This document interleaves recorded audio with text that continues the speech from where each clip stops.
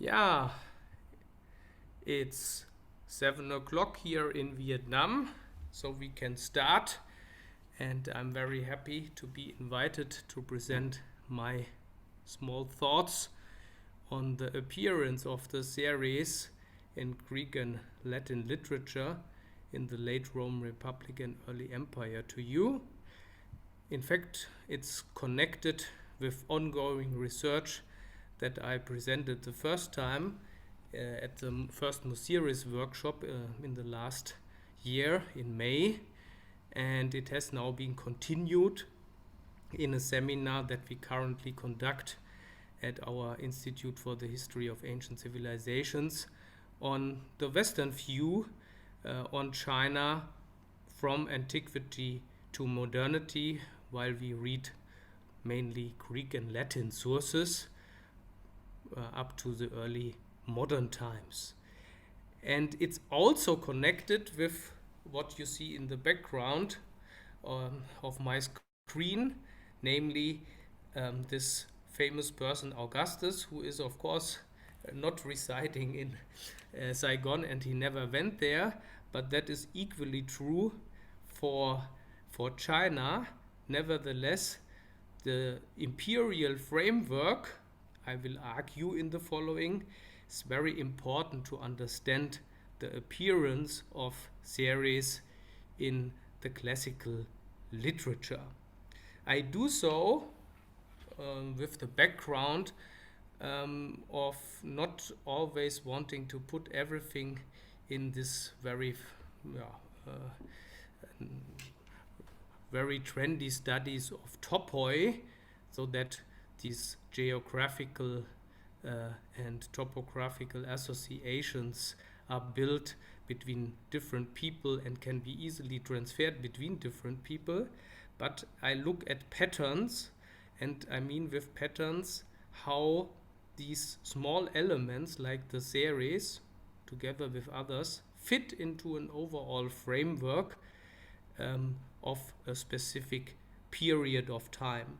And I hope I can show you and convince you that it is more important, especially for the series, not to look at these topoi having been assigned to them, but to look at how this fits in the specific period of time, namely the Augustan age.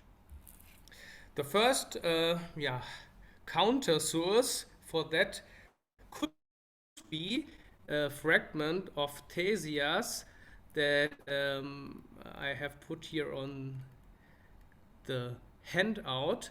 But this fragment of Thesias mentioning the series is tricky, since that's very possible an interpolation into one of the codices where Thesias has been delivered to us, and this very likely comes from passages of the later geographer Ptolemy. So that's why this is usually not regarded as a first source mentioning the series in the ancient classical literature. And for more, you can read, I think, the commentaries related to this. A bit more tricky is a passage from Pliny's older history, Pliny the Elder's Historia Naturalis, where he mentions in the seventh book, among Aristotle's view on some people, also an author called Isigonos. I mark it here directly in the Latin text, who has, according to Pliny, written not only about the Indians, but also about the Ethiopians and the Chinese and the inhabitants of Mount Athos. Now, this Isigonos is very difficult to place in the history of the late Roman Republic or early Empire. We know that he mentions the Albani in another source quoted by also Pliny, and that these Albani first appear in the context of the campaign of Pompey the Great. However, this does of course not mean that Isigonos is equally to be placed in that time. He could have also written a bit later, but I think the overall context is important, that it's somehow related probably with the expansion of Rome in the more far east than that has happened before in the 2nd century BC. So our first sources mentioning in fact the series and where we are on firm ground are to be placed in this very late Republican, early imperial era, and they come from poetry. Isidore reports in his more linguistic considerations where the term of Ceres and other nations come from, a small quote from an anonymous author, ignoti facies et noti vellere Ceres, so that the Ceres are not known by face but known due to their textiles. And although we can't date this, we find very similar reference in a work that we can actually date, Virgil's Georgics, where we see that the Ceres are mentioned among other people, far distant people, not belonging to the Roman Empire or the upcoming Roman Empire, but being part of the oikumene, who contribute their products to the richness of the world, so to say. And here the Ceres are the ones combing down from the tree leaves their textiles.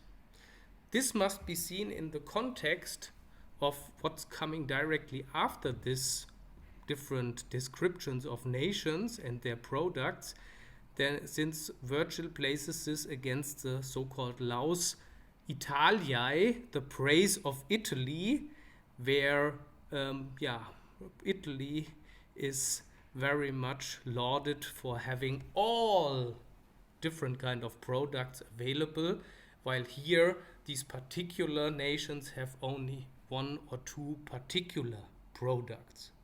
Anyway, you see from the beginning there is one straight, so to say, linking the series with their product, the textiles, which have a similar name. And this combing of the trees is only later corrected, 2nd and 3rd century AD, for instance, by the commentator on Virgil, who then recognizes that this is of course linked with the silkworms. I don't go into more details here.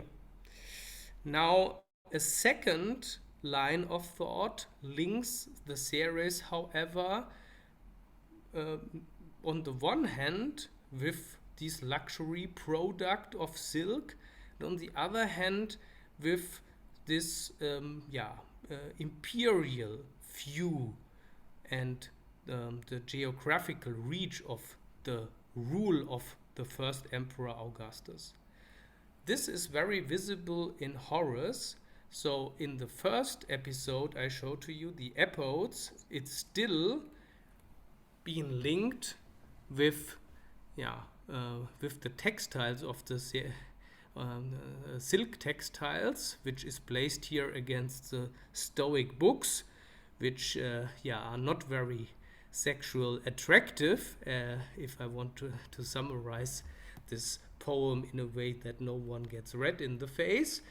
And however, in the odes we find now the series, usually together with the Indi, being somehow viewed as people who potentially are dangerous and must then also be somehow ruled and integrated into the empire. So in the 12th ode of the first book, it's of course the Parthians that are threatening, but also Chinese and Indians that must be subjected in triumph by Augustus, of course, and the one ruling in heaven, Jupiter, is the only one being higher than the emperor.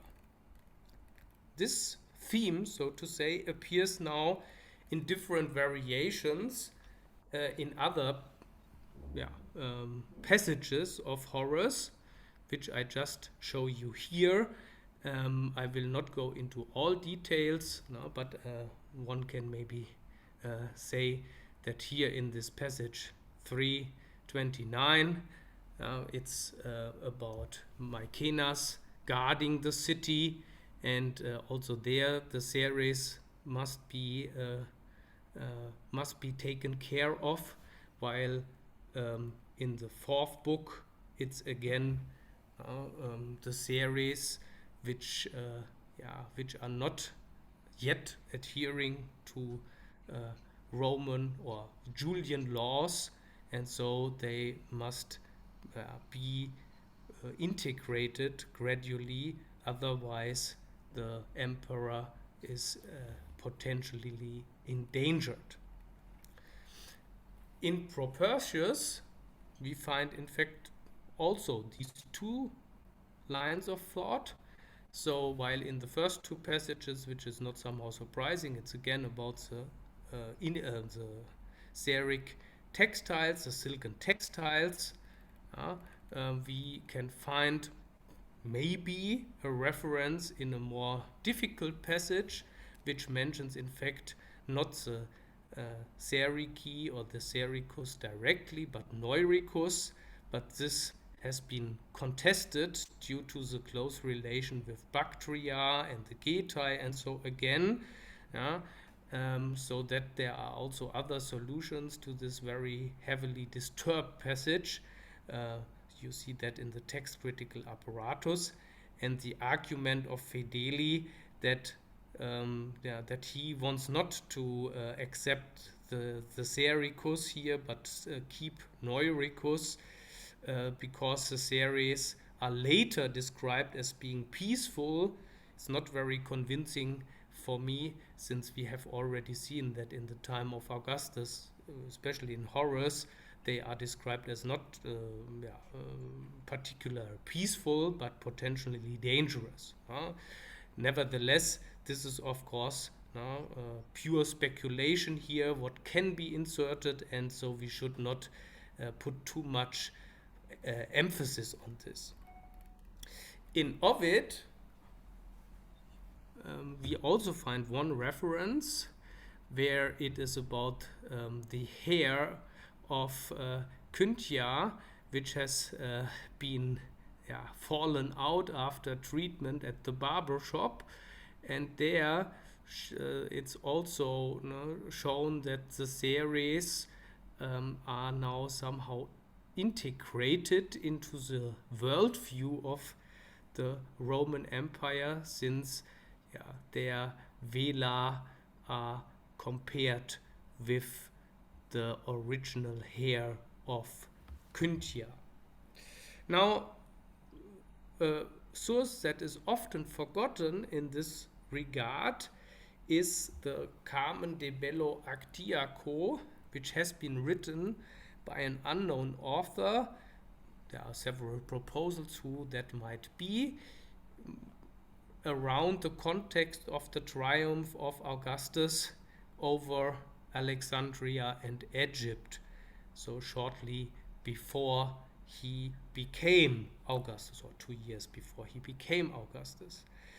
This Carmen, this poem that is only extant in papyri that has been preserved in the Villa de Papyri in Herculaneum, has one very heavily disturbed passage where the Ceres appear 2 times.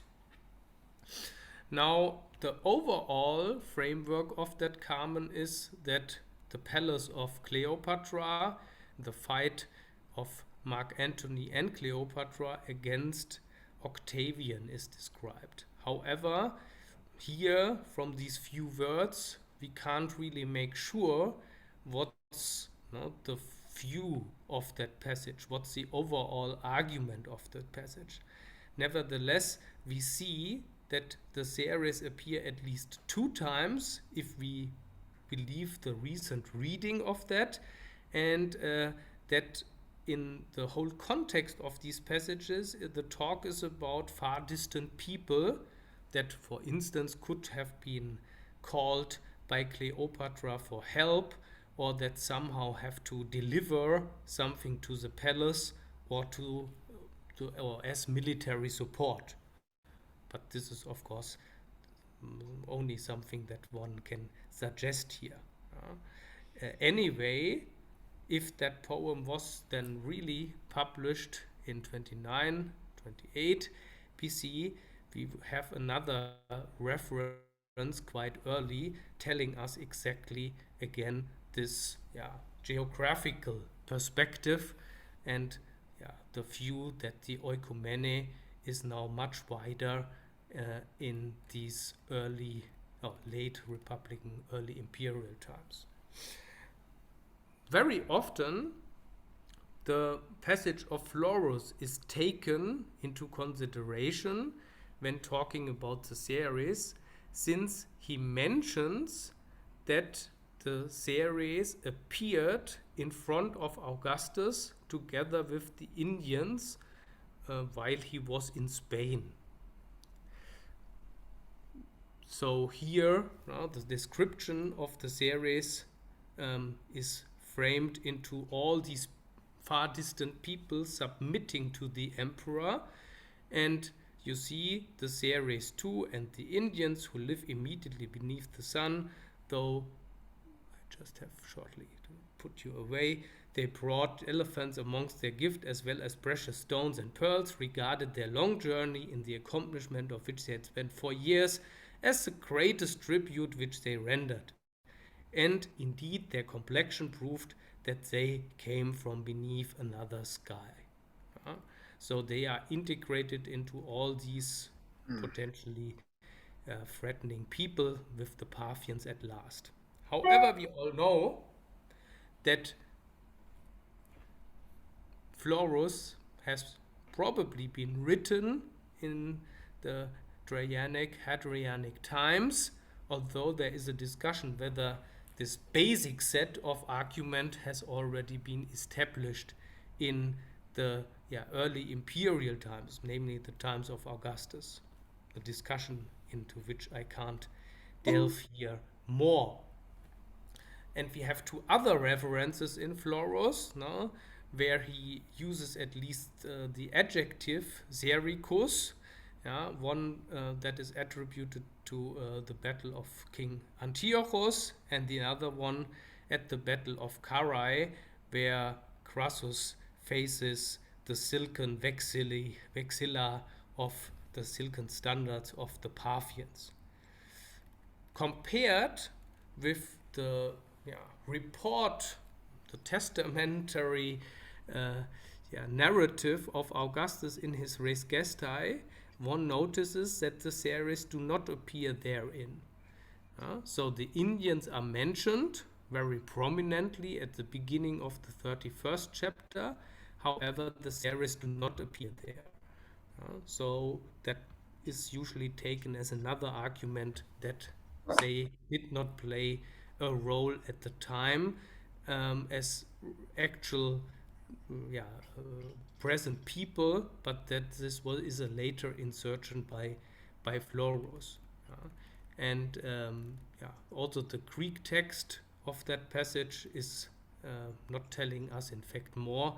There is a bit of disturbance here in the Greek text what regards the king's placement, whether they are left or right, or cis or trans, the Tana is, but this of course does not somehow relate to the series, but is more probably a problem of the translation of the Latin text into Greek when this version was published. Now, step by step, this knowledge is expanded. So in Strabo, we find already not only that the series are now placed beyond the Bactrians, but that certain topoi are ascribed to them, especially that they live very long, what you already noticed in this very first passage, the interpolation in Ctesias. And for instance, now in Seneca, so in, let's say, Claudian Neronian times, no, in his Epistulae Morales, the Serici are now not only trading in clove, but they are now also very much linked to this commercial aspect that is later expanded into the silent trade of the Serici. In Pomponius Mela, then, we find in fact then the first real placement of the series, so that they are somehow in the middle of the very far east, while the Scythians are placed in the very north and the Indians in the very south, so that they hold somehow a middle position, and that's why they are also described as being a very peaceful nation, full of justice, and also very well known for their commercial activity. Yet these topoi are then added much later to what we have already seen as emerging in the late Republic and early imperial times, and this is then further expanded in the literature of the later imperial times, for which we now have no time to discuss this. Instead of doing this, I want to come to some conclusions and considerations.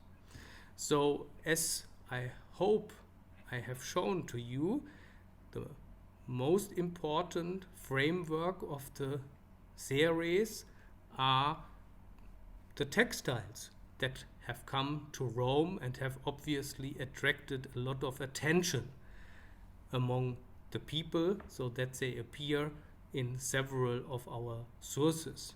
On the other hand, the series are placed in this empire framework that is established gradually under Augustus, namely that the Roman Empire is ever expanding and is becoming close to equal to the oikumene, so that even the far distant people subjugate under the rule of the Emperor Augustus and like to serve for the well-being of that empire.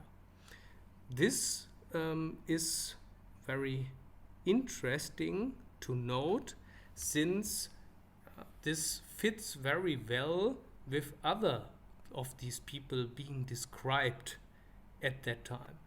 And it might lead us to the conclusion that in fact not very much was known about the series. So not only whether they were Chinese or not, which is a totally different discussion, which we might lead in the in the discussion after that talk, but that we really have to notice that this were just the patterns, just small elements being used in these moral and imperialistic discourses that were ongoing in the early Roman imperial society. So my conclusion is the series were just one focal point for these two discourses. So this moral luxury discourse of foreign goods and this imperialistic discourse, and in fact not so much knowledge was present in the Roman society of that time. At least they knew that these far distant people exist, and this was then the basis for further explorations that happened much longer after Augustus had died. Thank you very much.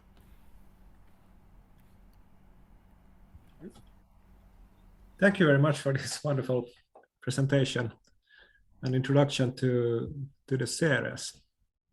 Are there any questions?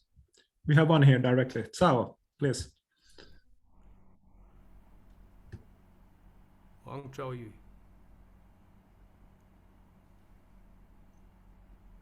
Sao, Wang, would you like to pose your question? Maybe we can take Sergio instead first. Yeah. With... Hello, Sergio. Hi. How are you? Quite fine, thank you. Good afternoon, everybody, or good morning, or good evening, according to each and everybody's jet lag. Thank you for your riveting lecture, intervention. I was wondering if you could spend a few more words on the poetic sources. Yeah. The sources from poetry.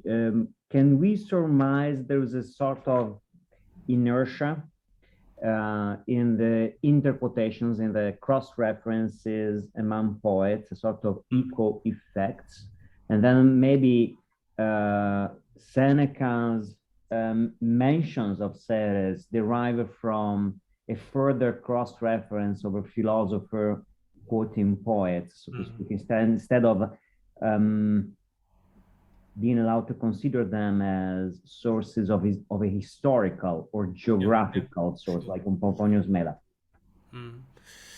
Yeah, that's a very interesting point, and also I think start of further research. So what I noticed when going through all these poetical sources is very often the relation Indi et Ceres. That's, I think, very striking, and this might be a pattern that is then transferred from one to the next poet, but of course it's also then repeated in the geographical literature, not only in antiquity up to modernity, and so it's very hard in fact to say who borrowed from whom and how this came about. I mean, if we look at the passage mentioned by Isidore of Sevilla, so this unknown author, there seems to be very closeness to Virgil's phrasing, but it's all but sure to how to make sense of that, since we do not have other sources for this. For Seneca, I think you are totally right that we must place this, but also many other passages, in this ongoing moral discourse. So we know, of course, not only from the Augustan times, but also from Tiberian times, that the Ceres, or any far distant people, or better to say any far distant goods, are somehow potentially violating the true Romanness, so to say, and are disturbing the good moral development. And I think in this discourse one has to place this. How much has been then now borrowed from whom is also, and again, very difficult to say. I mean, that obviously the many mentions of the series in Augustan literature, where they were often linked with at least the textiles, could then easily be transformed into this economic pattern, so to say. But for all other things, we would need, I think, one more or two more fragments where the series are mentioned, but I think it's not so likely that they will appear. Thank you, Professor. I hope I've answered your question a bit. So, would you like to pose your question now? Yeah. Hello. Hi, Prophet Günther. It's been a long time no see. Yes. Yes, and I'm very interested about your topic because my new paper I'm writing right now is also concerning the same theme. And I found a interesting thing that you used the sources mainly come from the Cetus version, the Cetus book, right? And I find out because I read a paper of a French scholar named Janvier. maybe in the paper is 1989, perhaps, if I'm not wrong. The paper said that the Strabo, who mentioned the series in his, may come from not Strabo directly, but the Apollodorus of Artemita, right? Yeah. Yeah, and that make the date, the first mentioning of Ceres, back to around the 50 BC. And also maybe the first mentioning, if the Stasias is the wrong citation. Wrong. Yes. Yeah. Yes. And in that case, we can see the first mention of the Apollodorus. He mentioned that the series, the Bactrian extended their realm to the Ceres and the Faunoi. So it does not relate to anything about the cell. This is and how do you think about this? This is my first question.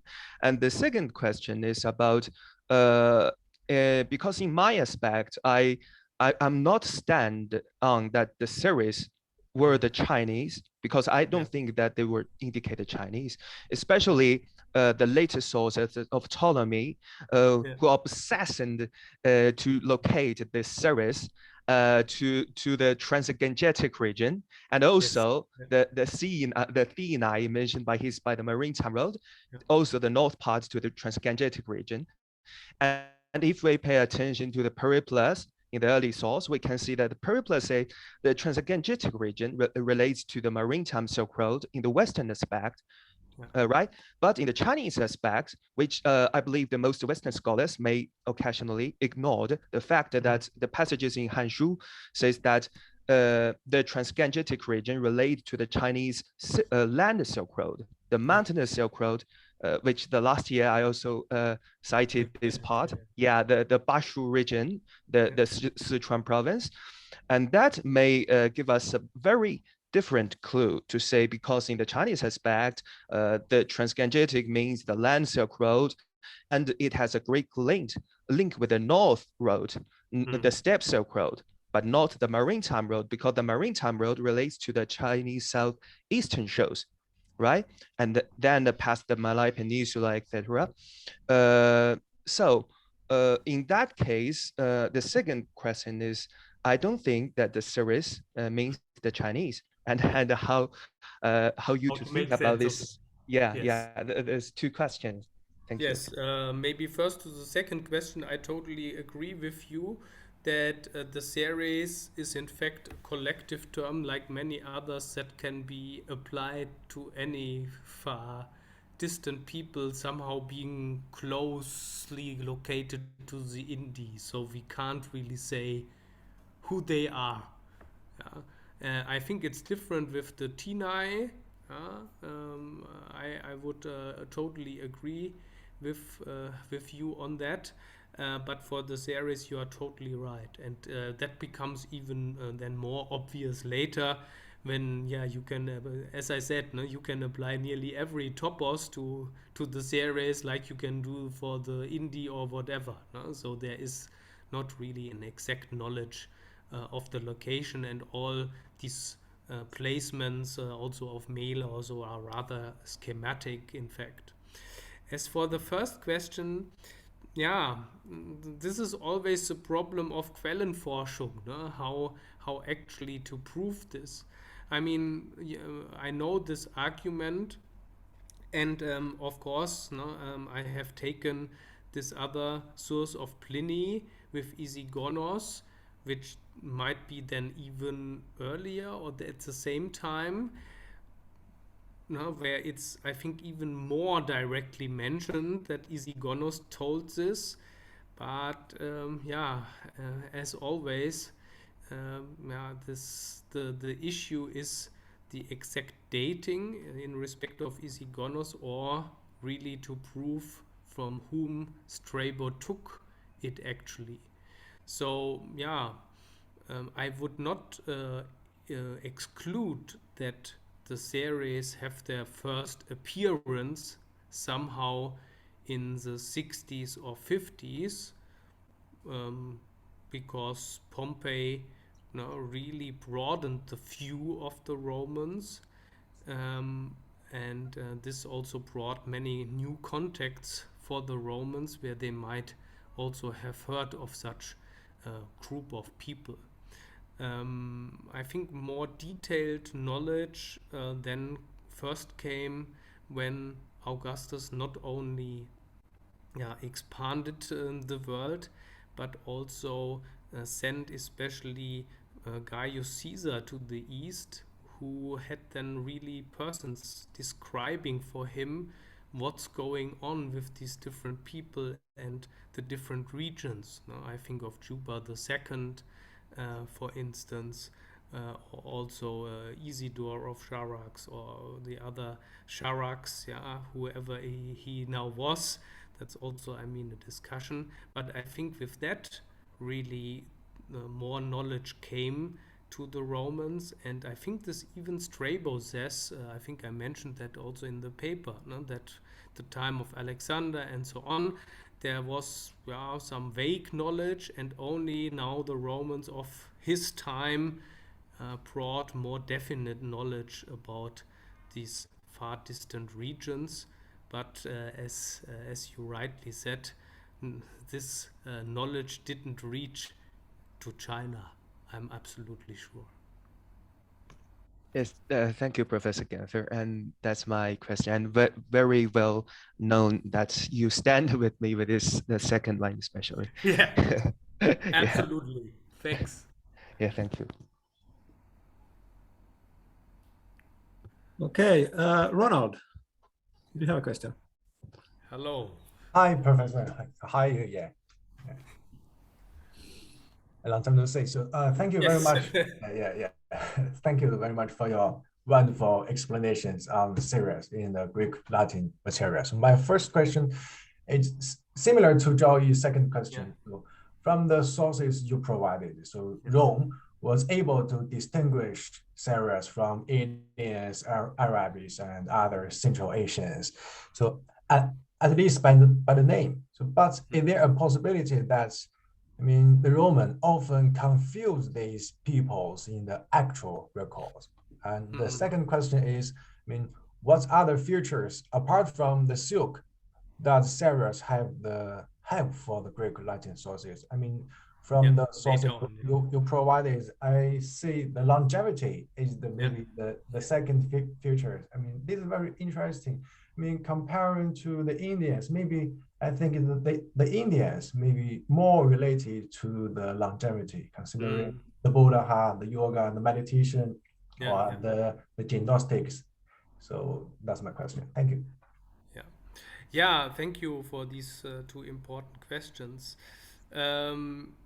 It's of course not always very easy to answer where there is some more exact knowledge about these people and where it is confused. I think it depends first of all on each source and the context of each source. So now, obviously, for instance, in Virgil, the importance is on providing as many examples as possible of agricultural products from the oikumene, and then to put this against Italy that has nearly everything to provide. And so this is the viewpoint. And whether this is then very exact is written on a totally different sheet of paper. But I think there is, of course, somehow a core knowledge that there is a difference between the Ceres and the Bactrians and so on.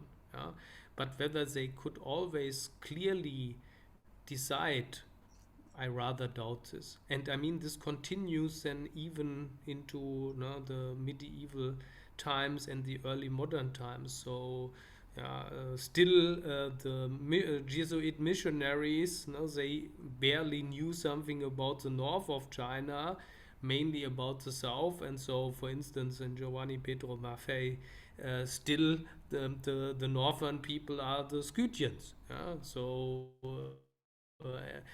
not very much different from Mela. And for your second question, the different attributes or topoi then connected, yeah, as you said, that they are living very long. Second, these commercial activities, which I think are built on top of this textile frame. And the third important point is that they live in justice. That's the third. And the fourth is that they conduct silent trade. Also an issue that you can find not only, of course, for the series, but for many different people, which is then assigned to them. I think these are the four main points. Maybe I forgot one or other, but I think these are the four main Okay, strains. thank you. Thank you very much. Okay, next we have Patrick, I think. Okay, thank you. Hello.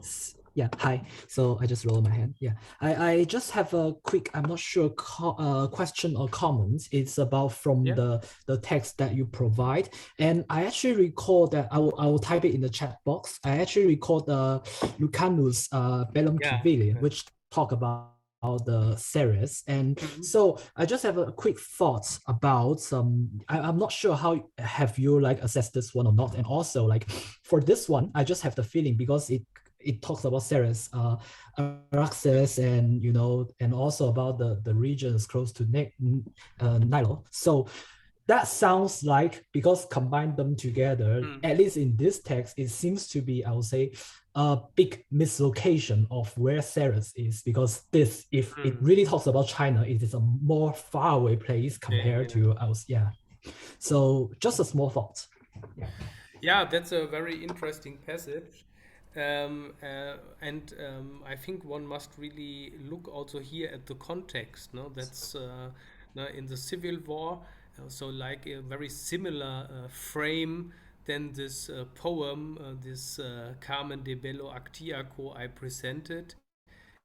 And I think here the importance is to place it near the Nile due to this Alexandrian context, or the Egyptian context, so to say. No, that's but I think this is a very good example of how flexible that can be, because it's just employed here to emphasize these different people somehow building up a front against the true Romans, let's basically say. Yeah, thank you so much. Then we had Andrea. Okay, how fine, nice to meet you. Finally. In the end. Thank you very much for your lecture. I agree. I think I agree totally with your opinion. I wonder if I could add something. For instance, it seems to me that in the ways of representation of a series, in brackets, sometimes series, sometimes sere, because we have an accusative seras, and this is another strange thing, because the name is not the same, as if the name is not the same, perhaps also the people is not the same, but I don't know. Okay, close the brackets. I think that if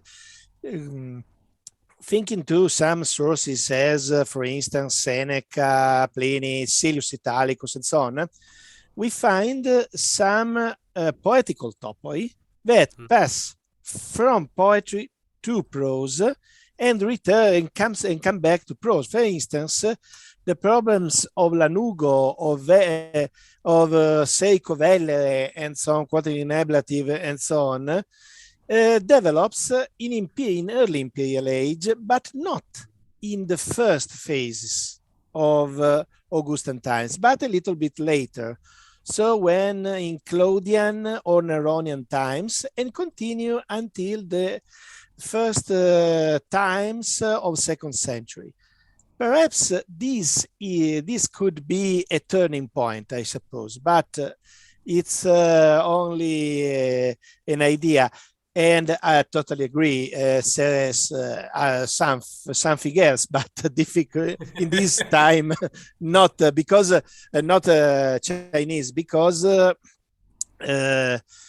you say they are reading says se c'è sagite, but these evidently are scite sagite or scita un sagite or something similar. I don't know if there are other people, but not Chinese, I think. Thank you. Yeah, thanks very much for that point.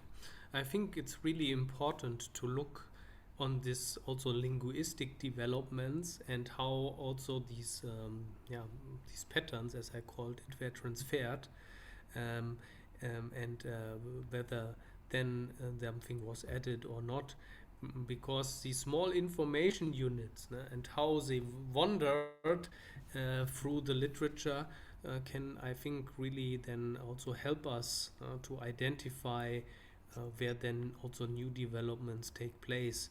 And yeah, as far as I can see, yeah, I would totally agree with you that in Tiberian Claudian times something new comes. Not only with the series, but in many regards. And I think that is still a topic where history and also philology should work closely together to really bring this out.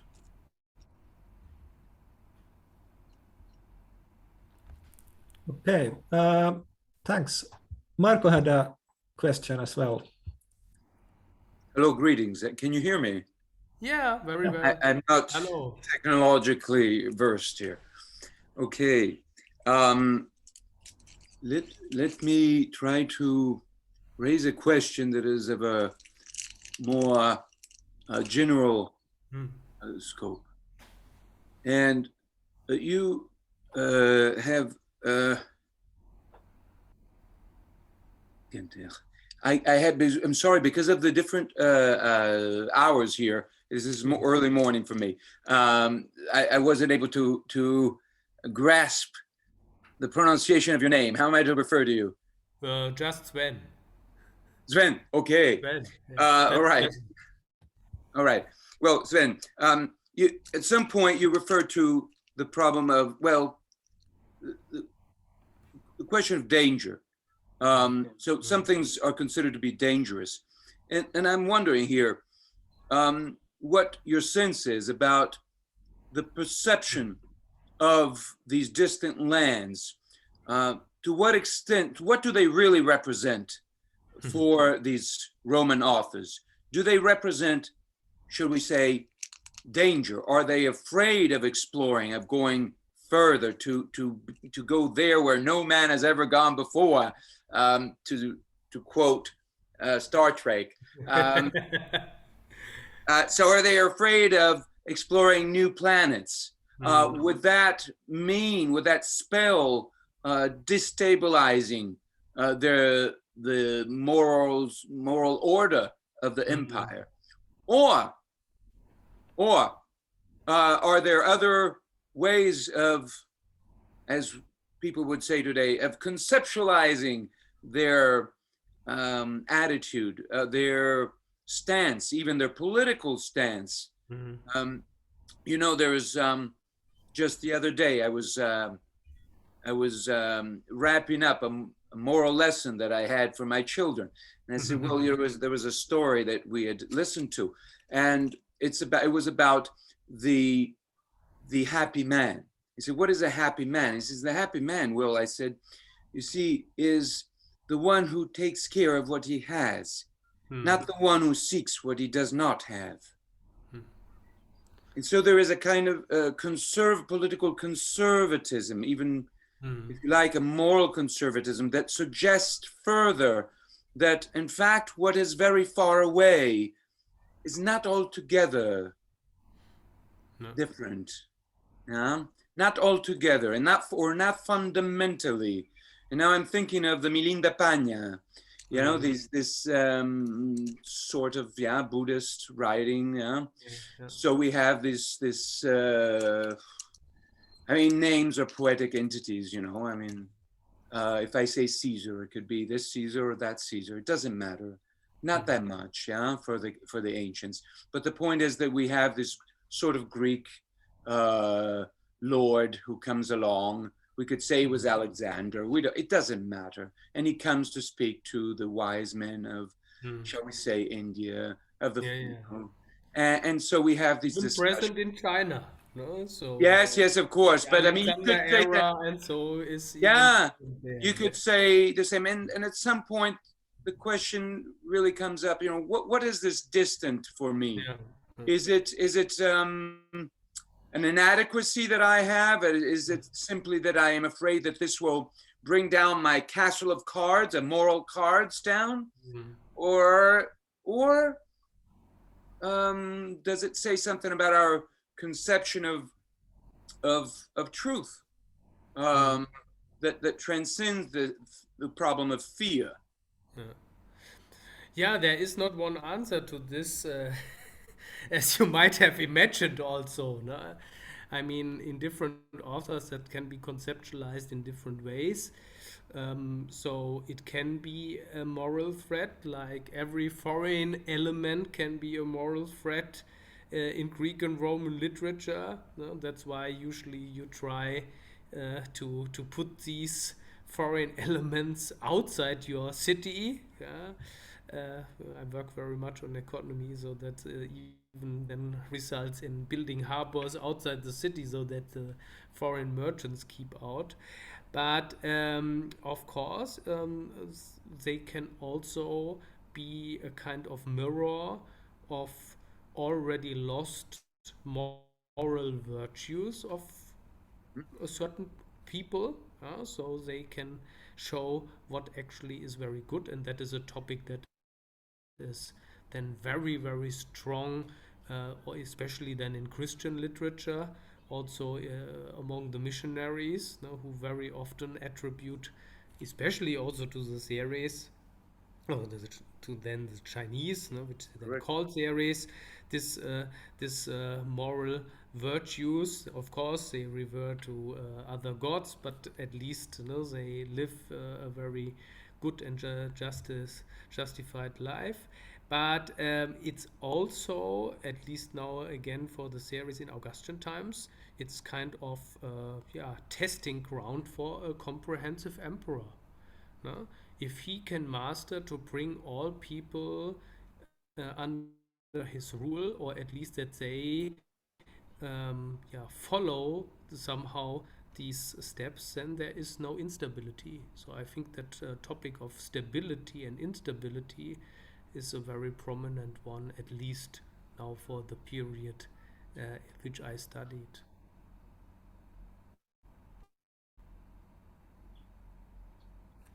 Very well.